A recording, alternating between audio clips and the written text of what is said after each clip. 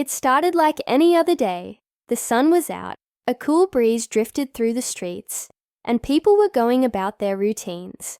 Among them was Emily, a young woman in her early 20s, walking confidently down the sidewalk. She had been blind since childhood, but that had never stopped her from living her life to the fullest. With her trusty guide dog Shadow by her side, she navigated the world with a quiet resilience. Shadow wasn't just any dog. He was her lifeline, her protector, her best friend. But what no one knew, not even Emily, was that Shadow had a past. A past that was about to make all the difference. As Emily made her way through the busy street, she passed by a small group of people waiting at a crosswalk. Among them was a man revving the engine of his motorcycle impatiently. His name was Jason, and he wasn't exactly known for his kindness. Loud, cocky, and always looking to impress, he was the type of guy who thought the world revolved around him. And today, he was in a foul mood. Emily and Shadow stopped at the edge of the sidewalk, waiting for the light to change. That's when Jason's eyes landed on them. He smirked, nudging his friend. "Look at this," he muttered. "A little blind girl with her mutt. I bet that thing's useless." His friend chuckled, but most people around them ignored his comment. That only fueled Jason's need for attention. Without thinking twice, he revved his engine again, intentionally making it roar louder as he inched his bike closer to the dog. Shadow tensed, his ears flicking back, but he didn't move. He was trained to stay calm in any situation, but Jason wasn't done. With an arrogant laugh, he stretched out his leg and gave Shadow a quick, mocking kick to his side. Not hard enough to hurt, just enough to get a reaction. Emily gasped, gripping Shadow's harness tighter. "Hey, what's wrong with you?" she demanded, turning her head toward the sound. Jason just laughed. "Relax, it's just a dog," he scoffed. "It'll live." For a split second, there was silence. The people nearby had stopped in their tracks, their expressions shifting from disinterest to shock. And then, something changed. Shadow, the calm and loyal guide dog, stiffened. His entire posture shifted from passive to something else, something intense. His ears went rigid, his muscles tensed, and a low warning growl rumbled from his chest. It wasn't the reaction of a normal guide dog. No, this was something different, something trained. Jason's smug grin faltered. The moment he met Shadow's eyes, something in his gut told him he had just made a very, very big mistake, and he wasn't wrong. Jason swallowed hard, his fingers twitching on the handlebars of his motorcycle. The laughter had drained from his face, replaced by something else, uncertainty. The dog's growl wasn't just any growl. It was deep, controlled, and deliberate, not the sound of an average pet reacting to irritation. This was something else entirely. It was a warning, a promise. Emily felt the tension in Shadow's body through the harness. He had never acted like this before. He was always calm, steady, unshakable, no matter what was happening around them.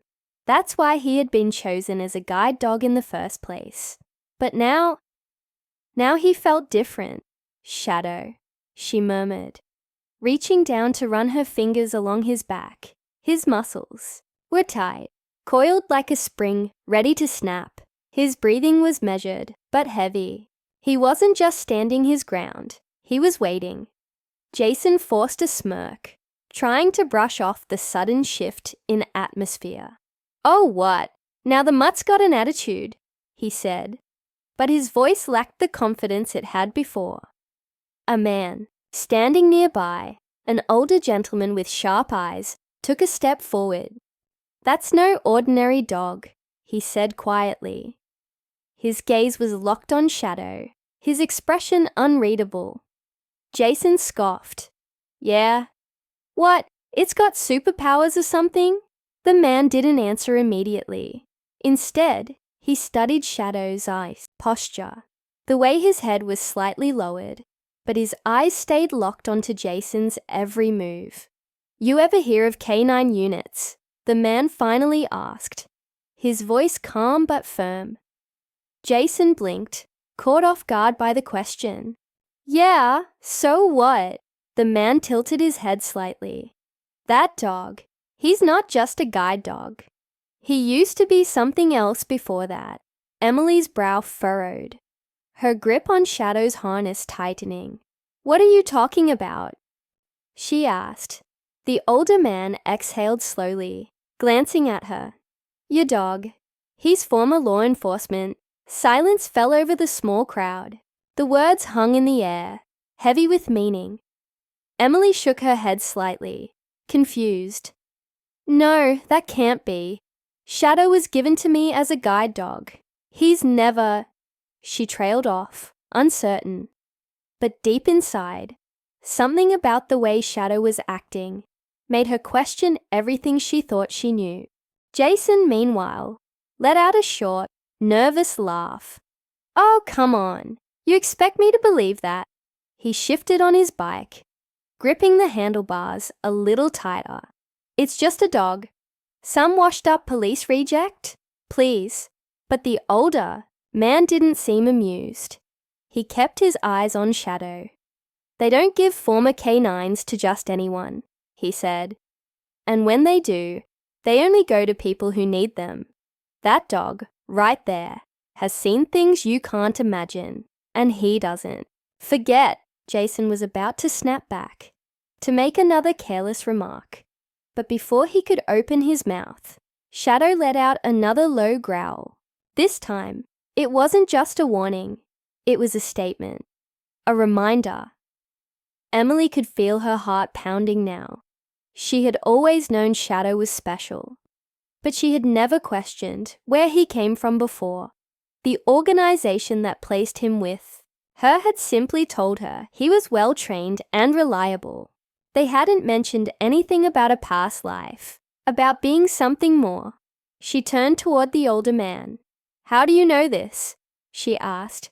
He finally looked away from Shadow, meeting her eyes with a knowing expression. Because I used to train dogs like him, he admitted. And I know that look, that stance. He's not just a guide dog, miss. He's a protector. Jason scoffed. But now there was an edge of unease in his voice. Yeah? Well, protector or not, it's still just a dog. The old man's expression darkened. That dog could take you down in seconds if he wanted to. Jason rolled his eyes, trying to brush off the weight of the words, but he couldn't ignore the nagging feeling creeping into his gut.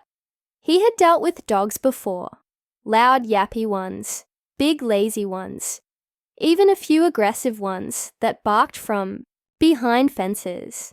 But this was different. This dog wasn't barking or snapping.